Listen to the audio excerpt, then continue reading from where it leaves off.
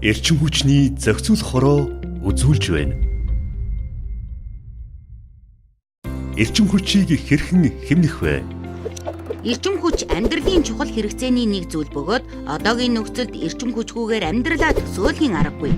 Гэвч энэхүү чухал зүйл болох эрчим хүчийг хэрхэн яаж хэмнэх тухай мэдээлэл бидэнд хомс байдаг. Эрчим хүчийг хэмнэхэд нэгдүгээр эрчим хүч гэдэг бидний өдөр бүр хэрэгэлдэг талах утасны нэгжтэй ижил үн цэнтэй бүтээгдэхүүн гэдгийг ухамсарлах, мөн хэмнэж болдог, амьдралын дадал зуршил болгож болдог гэдгийг ойлгуулах.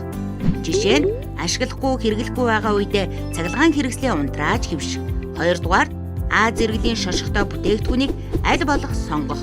Цахилгаан хэрэгсэл бүр өөрийн гэсэн эрчим хүчний зарцуулалттай байдаг учраас та цахилгаан хэрэгсэл худалдан авах гэж байгаа бол эрчим хүчний хэрэглээний шошгыг харж эрчим хүчинд хэмнэлттэй тоног төхөөрөмж сонгох. Эрчим хүчийг ухаалаг зохистой хэрэглэх нь өөрөх гэр албан байгууллагын зардал төсвөө хэмнэж байгаа бөгөөд цаашлаад улс орон дэлхийн дахины эдийн засаг байгальд экологид үнэтэй хувь нэмэр оруулж байгаа юм а. Эрчим хүчээ хэмнэцгээе.